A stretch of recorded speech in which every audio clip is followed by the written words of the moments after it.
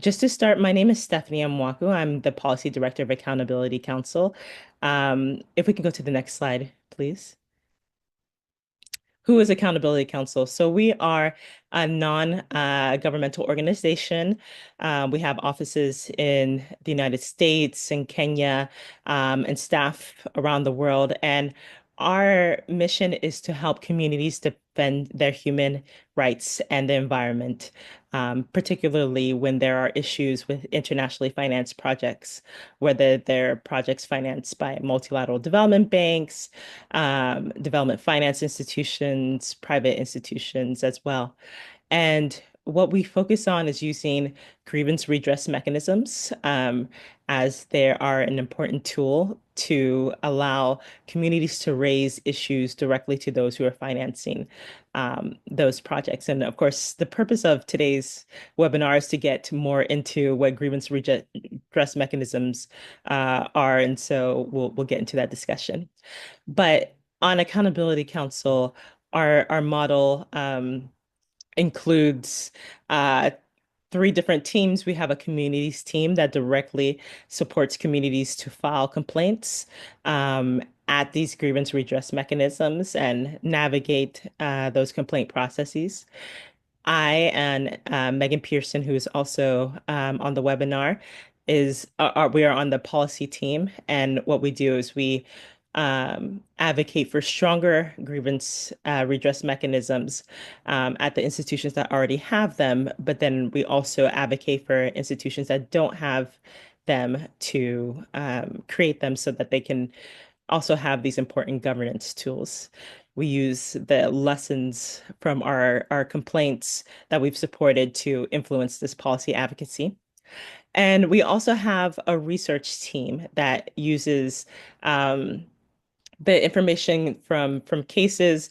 They've created this amazing database called the Accountability Console that has over 2,000 complaints that have been filed to international financial institutions, GRMs, and that data can be used to understand what complaints are telling us, what are the risks that are coming with projects, and how communities can best achieve remedy and justice.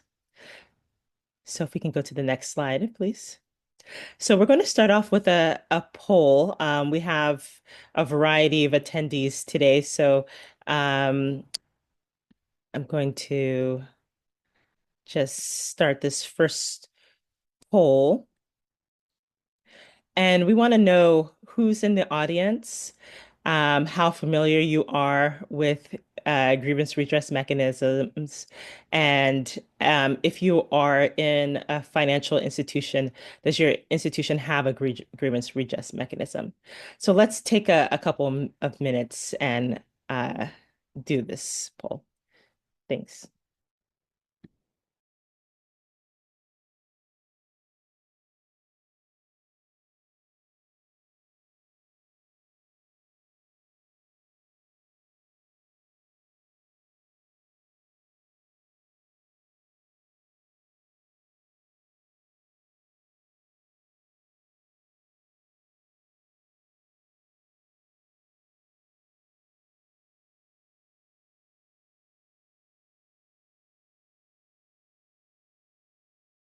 Let's do 30 more seconds for the poll.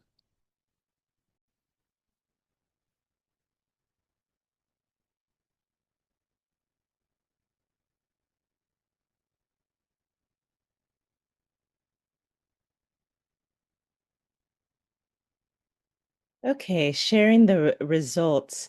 So we see that we have a variety of um, participants today, some from IFIs, some from national or bilateral financial institutions.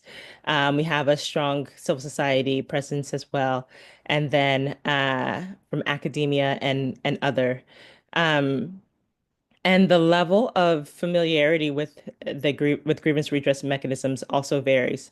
And so there are some that are very familiar, um, others that are quite kind of in the middle, and then some that are just learning today. And for those who are coming from a financial institution, there is some who are coming from financial institutions that have established mechanisms. Great. So that's great to know as we engage in this conversation.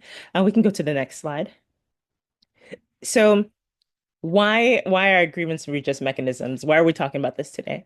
Um, as you all know from your various areas of work, that financial institutions, including public development banks, are playing an instrumental role in addressing the world's crises uh, today. So that's financing projects across all sectors, whether it's infrastructure, healthcare, education, trying to address issues like climate change, preventing the next pandemic, et cetera. And this is all good work or good intention work, rather, but we've seen that there are risks of harm coming from projects, especially if there's um, poor due diligence or if the projects are rushed, or if there's a lack of consultation with communities. And so grievance redress mechanisms exist as a tool to help institutions both prevent and remedy harm from their projects. And this is important because these harms can undermine the very goals that these institutions are trying to achieve. And the reason why Accountability Council and communities that use GRMs use this tool is that often they're the only tools that they really have to um, address these particular types of issues where there are perhaps violations of institutional safeguard policies or other problems. Um, Courts exist, of course, but um, due to rule of law issues or other jurisdictional barriers, GRMs are often one of the only tools that communities have. And so, as I mentioned before, we have a database of over 2,000 complaints, and these have been filed to major development financial institutions like the World Bank and other institutions. And next slide, please. And so the solution that we're talking about today, grievance redress mechanisms, um, we uh, see these offices as important governance tools, not only for communities to be able to raise issues with projects, but also for institutions themselves to really know the net impact of what they're financing.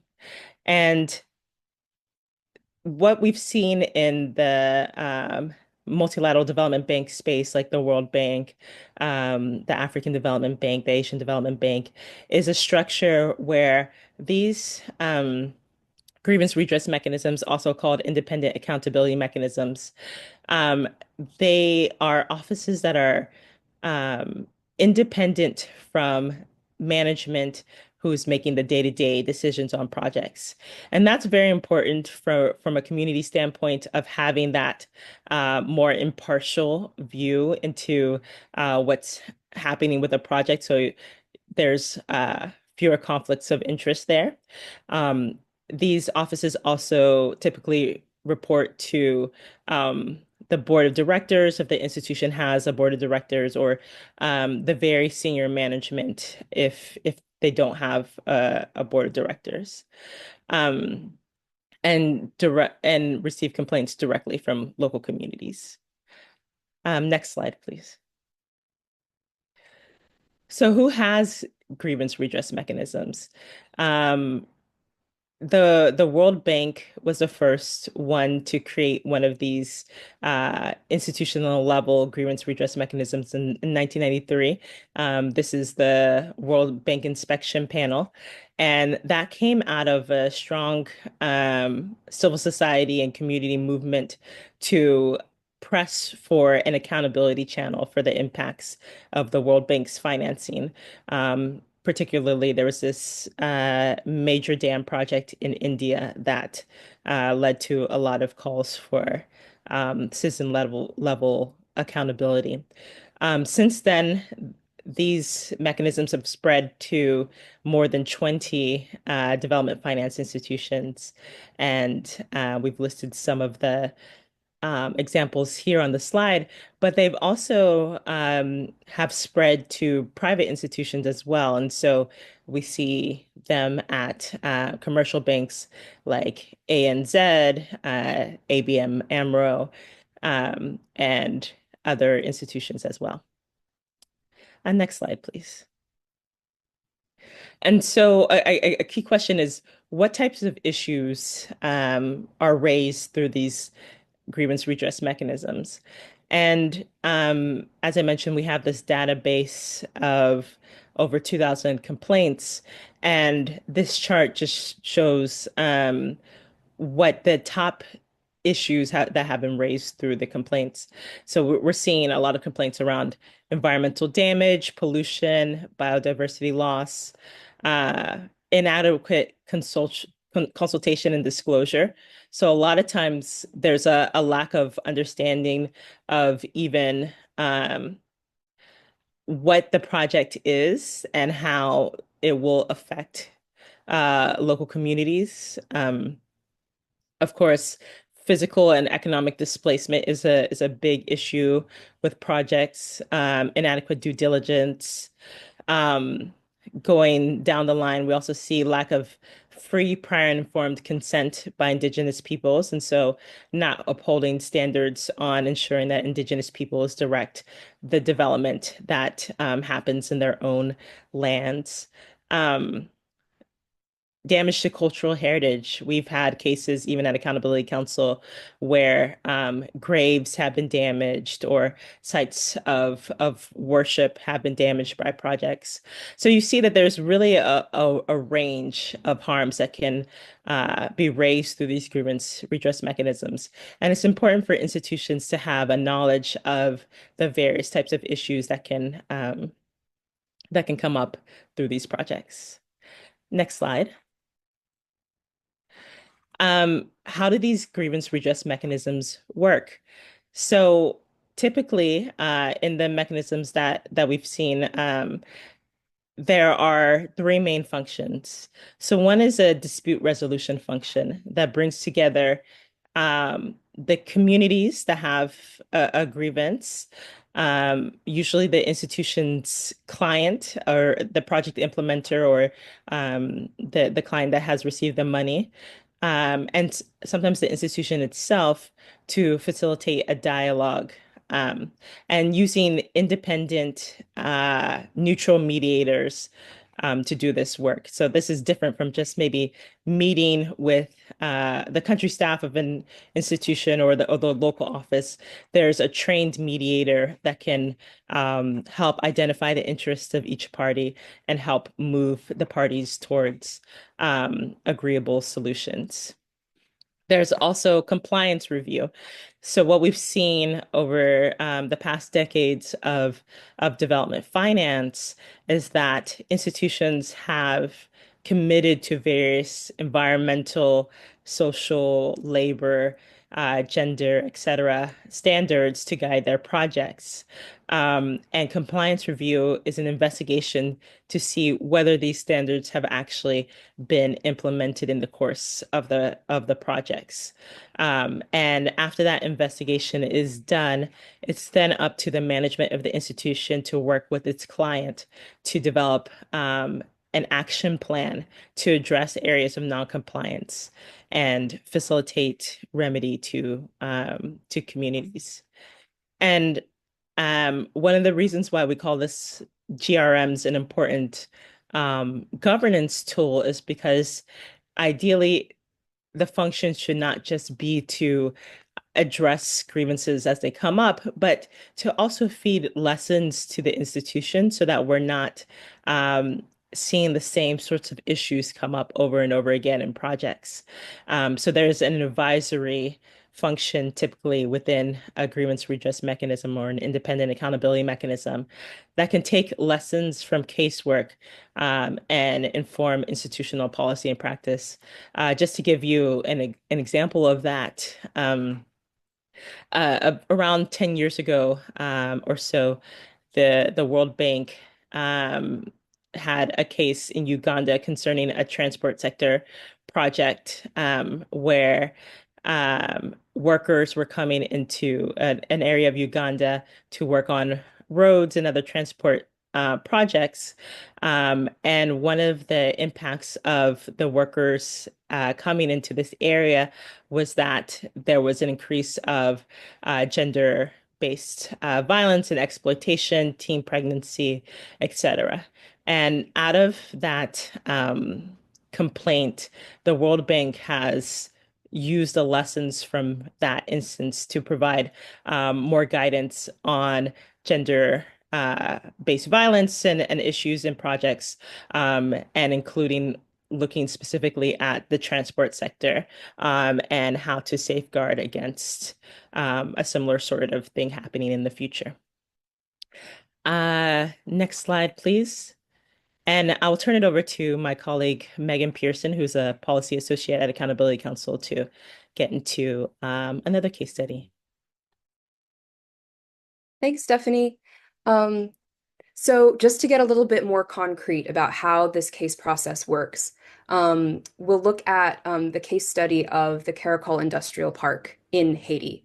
So the Caracol Industrial Park and then associated facilities with the park were financed by the Inter-American Development Bank and USAID beginning in 2011. And the goal of this project was to create an economic hub in the north of Haiti, far away from the epicenter of the earthquake that had severely damaged the capital city of Port-au-Prince in 2010.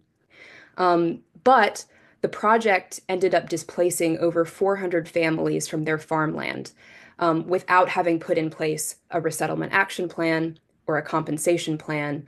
And these are large families. So this actually represented more than 4,000 people who lost their livelihoods as a result of this project. So this is just a really stark example of how one of the project's main goals, right, which was to create jobs and drive economic development, was actually directly undermined because of poor implementation. And so first the families tried unsuccessfully to get remedy through the Haitian government. They thought about pursuing litigation, but litigation in Haitian courts would have been very expensive. It's also a weak judicial system, and so that option was unrealistic. And eventually they turned to the GRM of the Inter-American Development Bank.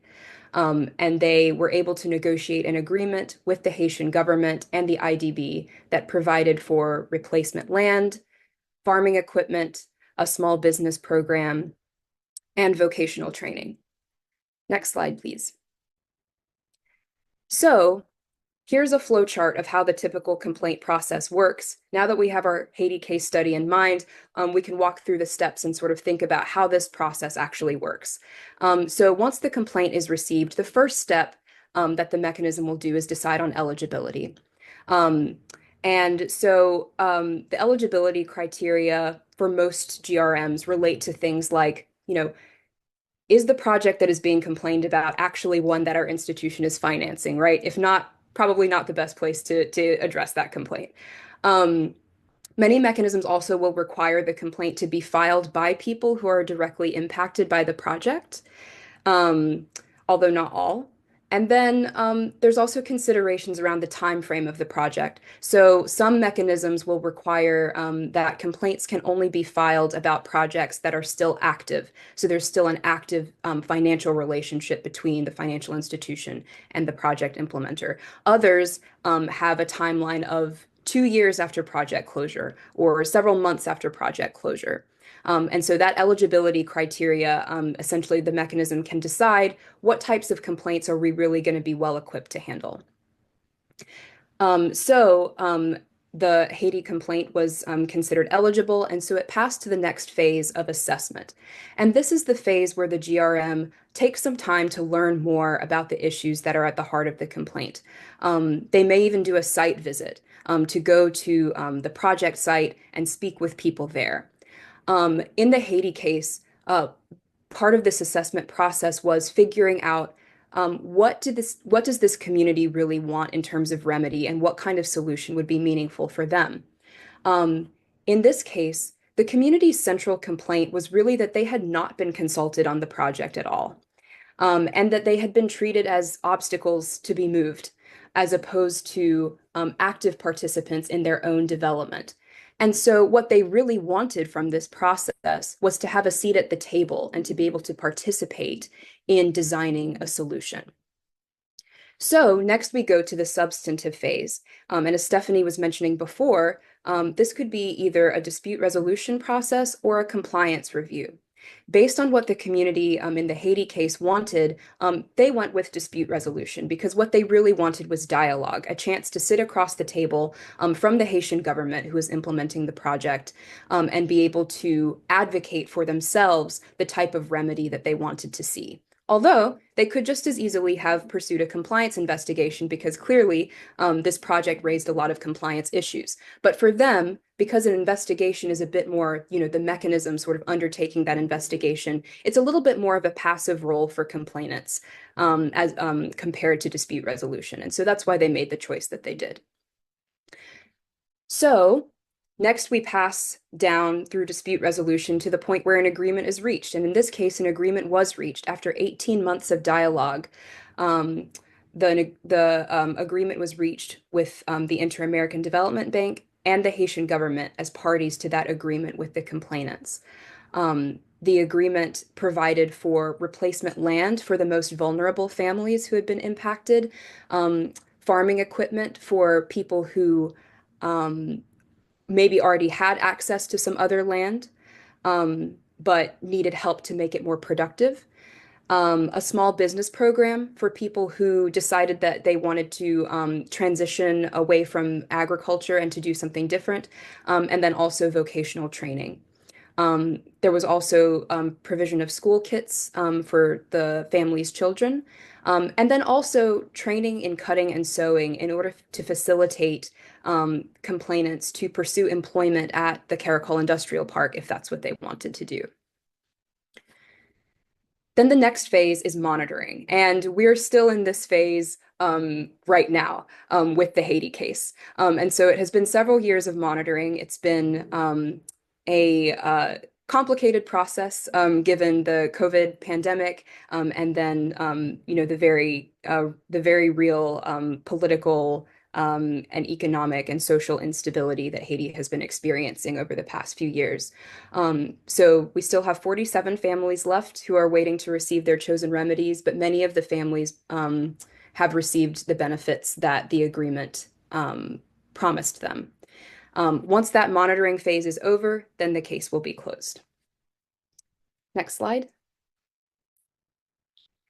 Okay, so some of you might be thinking, this sounds like a pretty intense process and pretty resource intensive, staff intensive, and this is what's happening at a large multilateral development bank. But what if I'm from a smaller institution and I don't necessarily have all the resources to be able to devote to a process that looks exactly like this? And we don't want to get too prescriptive about what a grievance redress mechanism really needs to look like. Instead, the most important thing is that GRMs need to align with the effectiveness criteria for non-judicial grievance mechanisms that have been set out in the UN guiding principles on business and human rights. And so those principles are listed here on this slide. The first principle is legitimacy. The mechanism needs to be perceived as legitimate by all the people who are using it. As Stephanie was talking about beforehand, legitimacy is really linked to independence.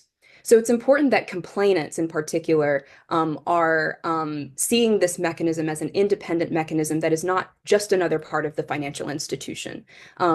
because that independence helps them to have trust in the mechanism, that if they do an investigation, that will be independent, there will be meaningful findings, and that a dispute resolution process will actually help them to reach an agreement that provides benefits and remedy to them. Next is predictability. So it's very important that whatever process the grievance mechanism is able to offer complainants, that's a predictable process and that complainants know sort of like what to expect in terms of the solution that they will be able to pursue. This is also very linked to the next principle of transparency. So it's important that the mechanism is transparent about how it functions, and about how it has handled and addressed complaints in the past. Complainants and advocates are always looking at these mechanisms to see, is this going to be worth my time to go through this process? And one of the most helpful things to know is, well, how have complaints been addressed in the past? And so the best grievance redress mechanisms that we see have robust complaint registries where you can look and see, okay, like what types of issues came up in these different projects and what kind of solution was provided. Of course, transparency needs to be balanced with confidentiality, particularly when it comes to protecting complainants who may fear retaliation if their names are public. But the best practice here is that GRM should be erring on the side of disclosing important environmental and social information about the project's impacts, even if they are keeping individual identities confidential. The next principle is accessibility, right? People need to be able to actually use this mechanism. Some really key considerations to think about with accessibility is, are you allowing complainants to file complaints in their own language? Or are you requiring them to use a language like English? Or even limiting to official languages of countries can be disadvantaging speakers of minority and indigenous languages. So just thinking about things like that, this in terms of accessibility and making sure that when you're thinking about designing those eligibility criteria for what kind of complaints you want to be able to hear, that you're not imposing unnecessarily high barriers to accessibility that are going to limit, that are going to unduly limit the kinds of complaints that people can bring. Next is rights-based. So these mechanisms need to be compatible with human rights, essentially. And so this means a few things. Number one, it means that the mechanisms need to really be able to provide an effective remedy for communities who are bringing complaints. The right to an effective remedy, of course, like is a human right, and if there has been an infringement on communities' rights, then there needs to be a process to effectively remediate that harm. But it also means that, for example, in dispute resolution, when a negotiation is happening and there is an agreement, the mechanism should not be endorsing or facilitating agreements that violate international human rights law. And then the next principle is equitability. So this is very important to think about because complainants are often coming to the complaint process in a drastically different position than the borrower or the financial institution. Complainants comparatively typically have less political power, less access to information, fewer resources.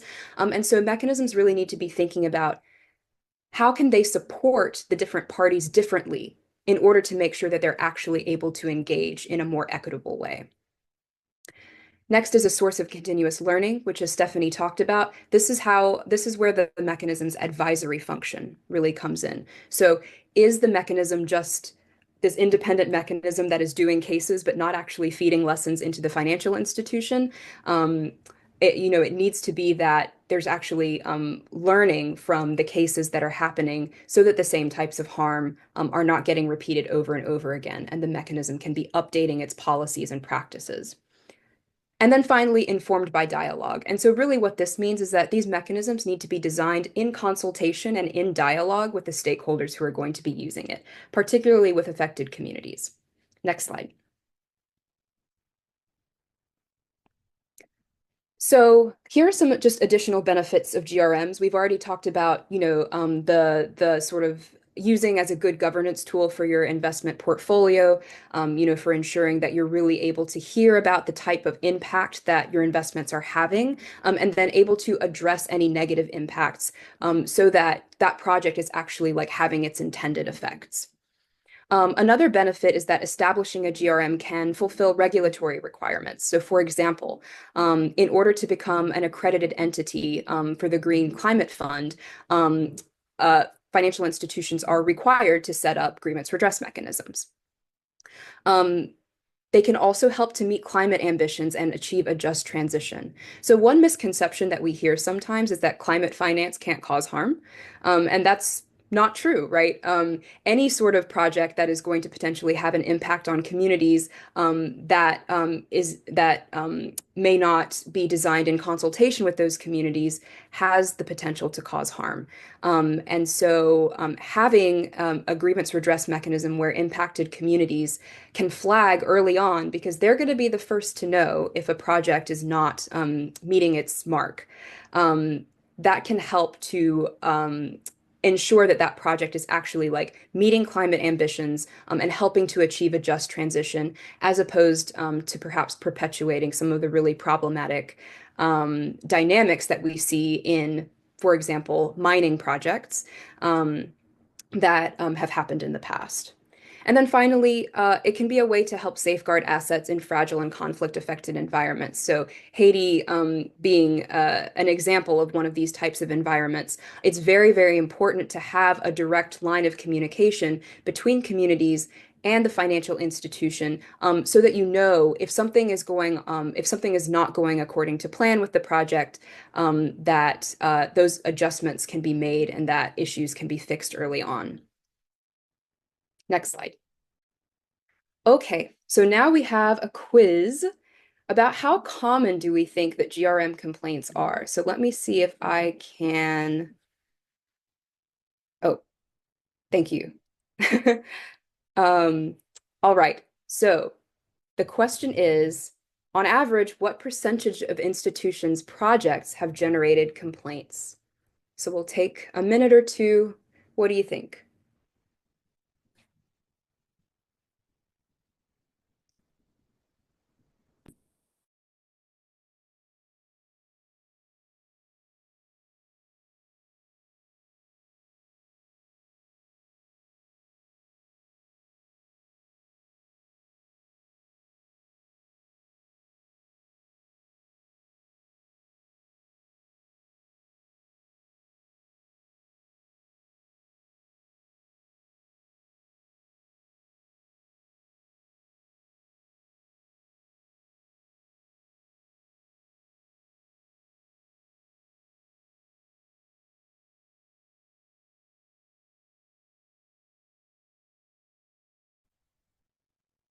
Okay, 15 seconds.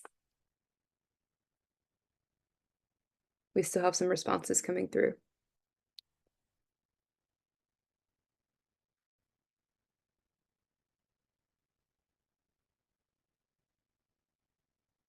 All right, I will end the poll and then, oh, all right. So, we had some varied responses, but I think most of you got it right. The answer is less than 5%. And so, as Stephanie was mentioning, we do have a database where we're tracking all of these complaints that have been filed to independent accountability mechanisms. And our research indicates an estimate that it's probably between 2 and 3%. In general of an institution's portfolio that ends up generating a complaint to its GRM. So, let's go into some myths that we tend to hear about GRMs, and addressing some of those. So the first one is that a GRM would open the floodgate of frivolous claims from complainants seeking perceived gains. So as we just saw through the poll, actually we are not seeing a huge, huge deluge of complaints to GRMs, and in fact, a lot of what we hear from GRMs themselves and from financial institutions is that, if anything, there tends to be an accessibility barrier in terms of even knowing that the GRM exists. And so doing outreach to communities is actually something that GRMs are very, very is very important to them, because if anything, it's probably more likely that there are issues with projects that are happening, and communities are either not able to raise concerns because they don't know that there is a place where they can do that, or there might be challenges such as retaliation, fear of reprisals, that keep communities from ever raising a complaint in the first place, which of course is something that we want to work to address. The other thing about this myth is that when it comes to frivolous claims, remember that you as a GRM would be able to establish whatever sort of eligibility criteria you would need to establish in order to keep irrelevant complaints from coming through. So, for example, if your GRM really wants to just be hearing about environmental and social complaints, there might be exclusions for certain types of issues, such as procurement issues. A lot of mechanisms also don't necessarily hear complaints about corruption and fraud. This will come into the next myth that we're going to debunk. But there is a way to cabin that mechanism so that you're really only focusing on that you would like to um, the things that you'd like to focus on. Um, in addition, there's always an exclusion list for complaints that are frivolous or are designed only to get some sort of a competitive advantage, or complaints that are fraudulent. And so those types of complaints are not going to come through. The next myth is that a GRM would serve the same function as institutions' internal compliance or evaluation unit. This is typically not the case. What we normally see is that when there's an internal compliance or evaluation unit, that unit tends to focus more on mismanagement, fraud, corruption, maybe a place for whistleblowers from within the institution to report problems. Whereas the GRMs that we're talking about tend to focus more on the environmental and social impacts of projects. And so often we see those occupying different spaces. And then for the final myth, a GRM would be a financial drain on the institution without much benefit. Um, of course, it is, it is, and you have to invest in making sure that your GRM is robust and that it works well. But from a risk management perspective, having a GRM serves as a really important backstop to instances where there's been insufficient stakeholder engagement or inadequate E&S due diligence. So the human and financial capital that you're going to invest in developing a grievance redress process can help to minimize costs that could come with disputes around projects remaining unresolved. That could include lost sales because of production delays, or it could even become an alternative to expensive litigation or arbitration. We often also see that when there are problems with a project that are not addressed early on, those projects can compound and actually end up to the project itself not being successful and leading to stranded assets. Another important consideration is that having a mechanism like this where you can address important, human rights and environmental issues is that it helps to protect the institution's reputation. So safeguards against reputational damage from potentially harmful projects. Next slide. All right, so as Stephanie had mentioned before, we have the accountability console. Yes, the pun is intended, which is a centralized database of every complaint that has ever been submitted to GRMs at all the major development finance institutions. So I won't go too much into this because we have talked about it a little bit, and Stephanie has shared a link in the chat to that database. This is an open resource that anybody can use. It's a database of all the complaints, and you can filter them based on region, project sector, date the complaint was filed, issues, environmental and social issues that were raised in the complaints. And so this is a really valuable resource for anyone who wants to understand more about these complaints and how they work. Next slide. And then here's just a sort of bird's eye overview of the number of complaints that we're talking about. As was mentioned earlier, it's a little over 2,000 total complaints have been filed to date, or as of 2024 when we last updated the console, and most of those have been completed. So they're no longer active complaint processes, but they have come to some sort of end result. So about 266 have gone through dispute resolution. A little under half of those ended up producing agreements. And then 473 have gone through a compliance investigation process with 225 public compliance reports. And again, if you go into the console, we have all of the public documents that are associated with each of these complaints. And so if you'd like to take a look at what does a compliance report look like, what does a management action plan look like, what kinds of, when it comes to monitoring, what kinds of things are mechanisms doing in their monitoring reports, all of those documents are there in the database as well. Next slide. So reach out to us. Public development banks have the opportunity to ensure that their financing centers human rights and environmental well-being, and Accountability Council has over 15 years of experience advising around these mechanisms. And so feel free to reach out to us anytime for bespoke advice. If you're thinking about setting up a mechanism like this at your institution, if you have questions, if you already have a mechanism like this but are thinking about how to improve it, how to make it better, from the perspective of communities, we are always here and happy to advise. And next slide, I think, has our contact information on it. Thank you. Um, and so I think now we will open it up for questions. Yes. And Sheridan, you can stop sharing the screen. Thank you. We had a question from Beku Musa who asked, how do you ensure accessibility to the GRM by disabled people, and how does this GRM accommodate various disabilities? So I may start and then can turn it over to you, Megan, if you have any answers. I see that David Simpson is in the crowd, and if he has any insights, he has worked at a couple of accountability mechanisms as well. And so if he would have any insights, we would welcome that.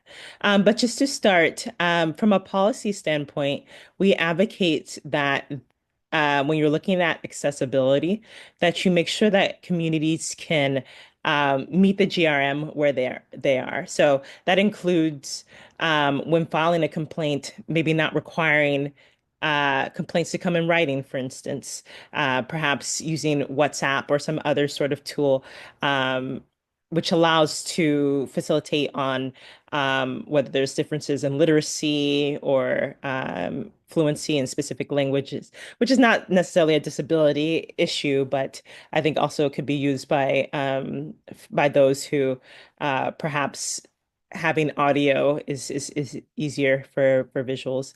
And then also in particular cases, we've seen that when the mechanism has done site visits, having specific breakout groups for different sorts of stakeholders. So we've seen this with women, with the youth, with elderly, and doing this with those with disabilities is also a way to facilitate their participation in that process.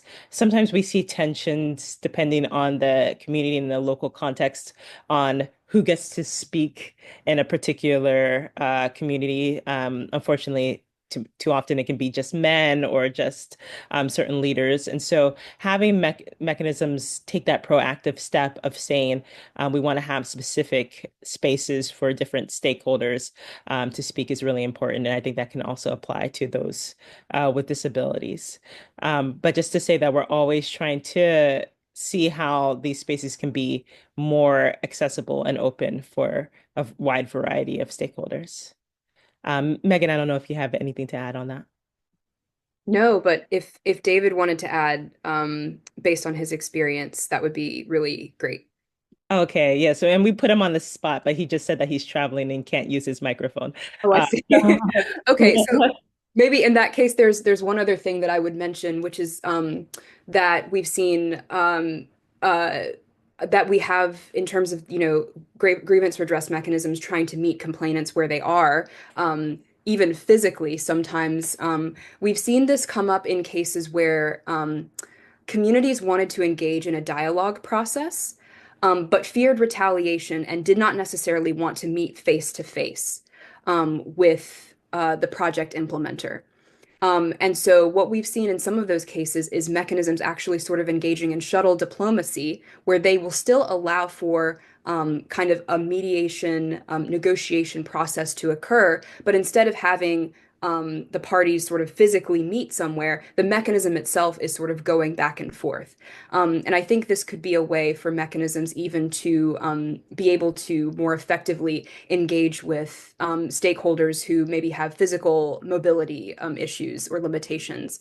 Um, so just thinking creatively about what can the mechanism do in order to ease the burden on communities. Something else that goes into this is one best practice that we've seen at several grievance redress mechanisms is that they commit to covering complainants' costs that are associated with participating in the complaint process.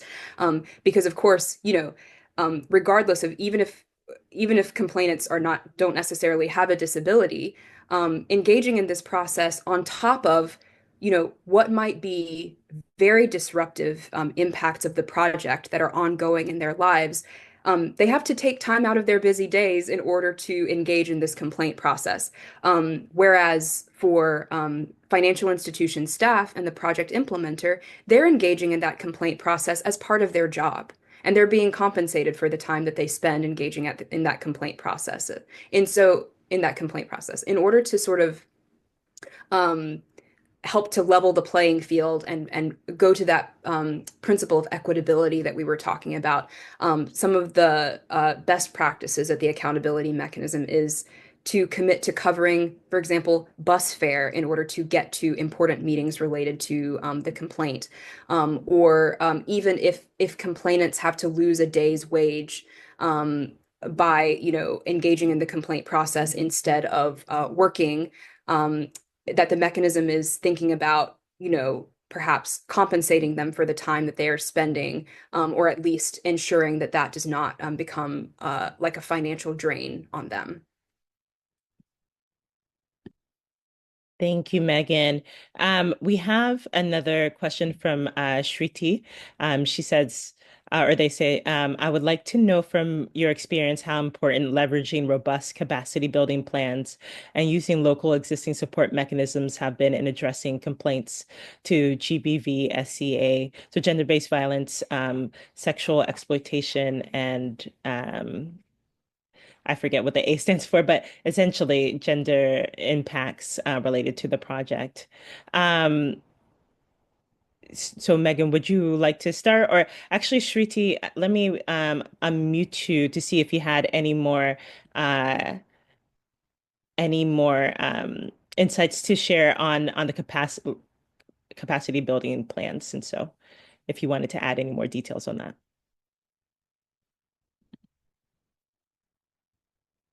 Hi, Stephanie. Hi, Megan. I just I was just yeah, it was a wonderful presentation. Thank you for that, first of all. And I wanted to understand the redressal mechanism, specifically in the cases of SESH, sexual exploitation and abuse and sexual harassment cases, is because that requires a much deeper level of confidentiality and also sensitization. Let's say a stakeholder who is, let's say, collecting the information, then what kind of information is being collected? What kind of information goes, all the way to the top, so that to maintain privacy of the complainant, and also, the methods in which, for example, survivor-centric approach is something that has to be leveraged. So that those approaches and those methodologies might not be existing in the stakeholders, especially those are involved in SESH redressal. So I wanted to understand, like how um, uh, uh, you know, uh, uh, uh, those protocols are also sort of built into let's say, an overall project GRM. Yeah, that's a great question. Just to say that it's been an issue that as these GRMs have operated, um, have struggled with trying to find the most survivor-centric and appropriate way to address this. So we've actually had cases where the complaints focus on maybe economic or displacement issues, but it's in the course of conversations with community members that you hear that there is this gender-based element or some sexual harassment or exploitation that comes out of it. What we've seen is that mechanisms are specifically working on protocols to address these issues that include so confidentiality, as Megan mentioned earlier, is one of the, I guess, basic protections that we're seeing throughout the process. But then also, how can you have, again, breakout meetings that only concern maybe not certain topics because we don't want to put a spotlight on people as survivors necessarily, but giving space for people to share their stories in a way that protects their privacy, bringing in specific experts who do have that knowledge on how to approach this in a sensitive way. And so I would say that, I mean, we're even we just received an email about this yesterday about another mechanism who's looking at building out protocols. It is something that grievance mechanisms are thinking about, but it's still a very developing practice. Um, Okay, definitely.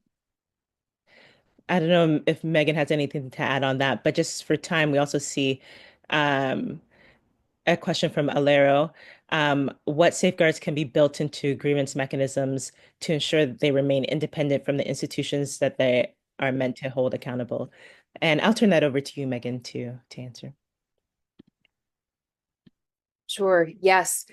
So this is where it's really important to think about how you're structuring your mechanism.